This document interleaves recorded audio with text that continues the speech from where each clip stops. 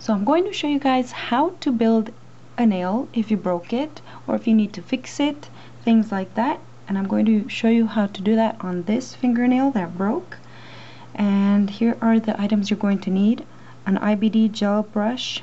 It's a flat number 6 brush, and it is a synthetic bristles. Buffer block. This is a 120 grit file. I'm going to be using the IBD Builder Clear Gel, and this is the one that's a little bit of a thicker viscosity. However, it's one that self-levels, so it's really good to work with. I'm going to be using my bonding gel, my cleanser. If you don't have this, you can also use rubbing alcohol. I'm also going to be using a nail form, and you can find these at Sally Beauty Supply. They just come in a big fat roll. You're going to need a UV lamp, and you can also find these type of lamps at beauty supplies.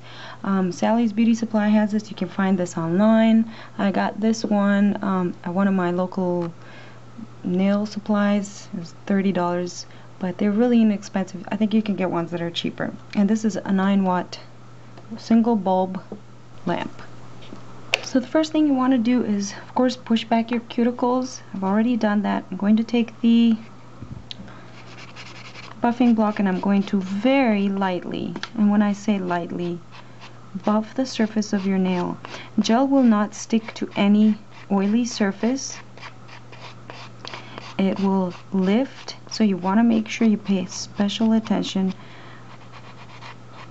where the sidewalls are around the top of the cuticle and the free edge. Those are the spots that gel will love to lift. Take your cleanser and take a lint-free wipe and just cleanse the entire nail, and don't touch it with your fingers because you can also transfer oils from your other fingers onto the nail.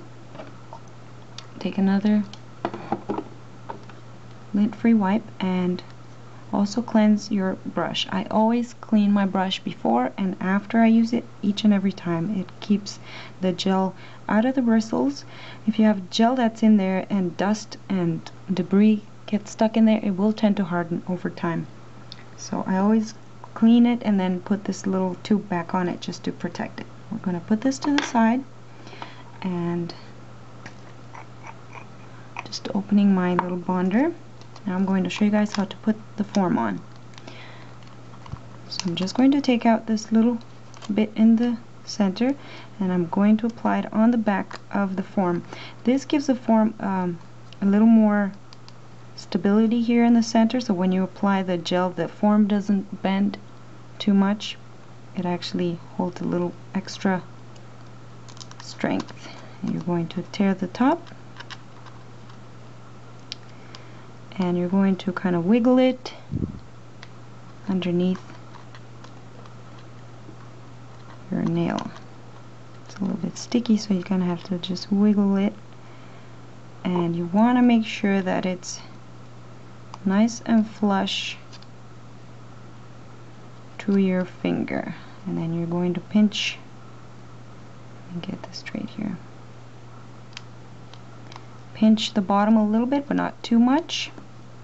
Just like that. Once you've got your form on, it should be nice and flush so that the side walls go nice and straight down and you don't have a gap right in here. If you feel that there's a little bit of a gap, take a brush and just kind of wiggle that in there. So that's what it should look like. I'm going to take some of that bonder gel and I'm going to apply it very sparingly to the nail, and this is going to go in the light and cure for a minute.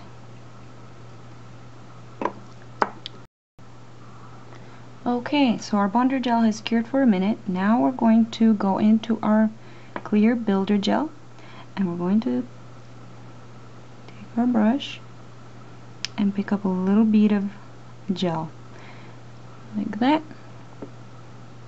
What I'm going to do is deposit some of that into the center of the nail, and I'm just going to brush it on the entire surface of the nail, just like you would if you were applying a base coat.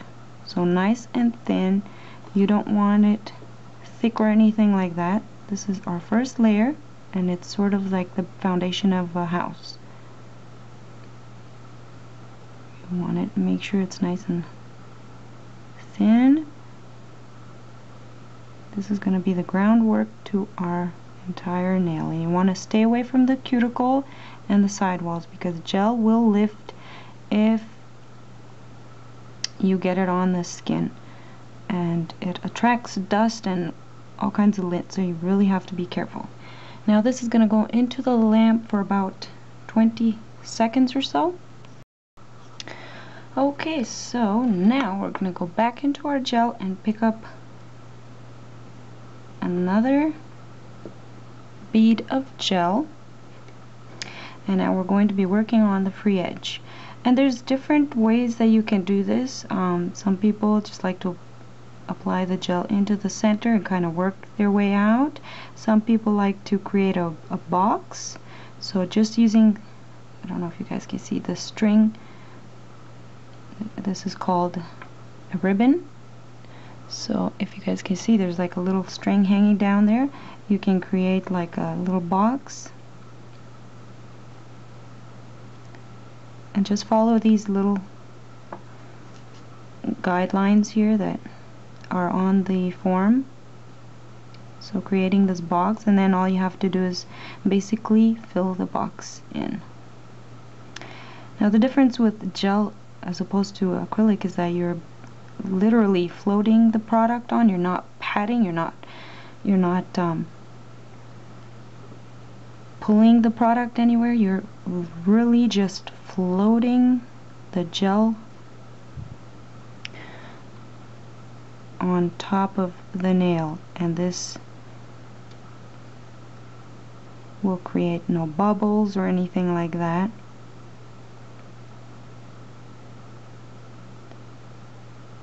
So you're just filling in that little box that you created, and you're going to work it up onto the nail a little bit to anchor it to the rest of the nail. And don't worry if you're not perfect or anything, because this will get filed out in the end. You're just creating the initial shape right now. Once you do this, you're going to cure this for a full 2 minutes. Okay, so our 2 minutes are up, and basically your form should be able to come off at this point. Now, our nail is not quite done. It's not strong enough. However, it does help if you take that form off a little bit. Now what I'm gonna do, at this point you can wipe the nail, and if you want to do the French white here, you can, because the nail is thin enough where you can do that, and then cover it with another coat of clear. However, I'm not going to do that because I don't want one French nail and the rest are clear. So what I did is I picked up another bead of gel like that, and now we're going to build the structure. It's really hard to shoot this and show you guys. So I'm gonna go close to the cuticle. I'm gonna lay my bead down, and I'm just going to float. If you can see, I'm just floating the product, guiding it as I go along. My brush never loses contact with the gel, and then I just pull it down. And I'm gonna do the same thing. So now we're gonna work on the other side of the nail here. Again, floating the product, bringing it all the way down, onto the free edge of the nail, just like that.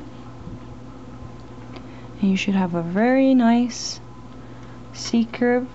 If you have low spots or anything like that, then do the ribbon technique, and I'm going to show you guys how you can do that. Just kind of touch lightly on one side and go to the other, and you're basically filling in any low spots or any gaps that you have. You want to pay special attention to the side walls here. This is where the extension can be really weak. And I'm also going to add a little more to the free edge to make sure that it's nice and strong. And once this is done, I'm going to cure this for a full 3 minutes. What I like to do is, once I place the gel, before I cure it, is I like to have the client or myself just put your finger upside down like this. That way the gravity will drag the gel to the center of the nail and you'll have a very nice C-curve. You won't have lumps and things like that in all directions. So do that and cure it and come back. Alright, so my finger has been curing for 3 minutes and it is now completely hard.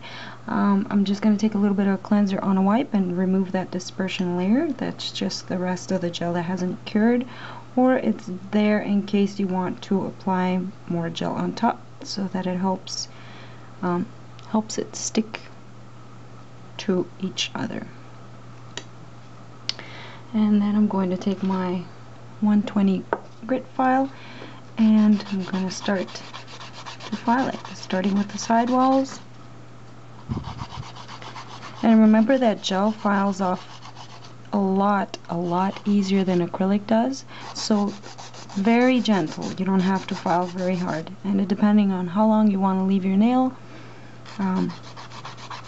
go ahead and shape it out to your desired length.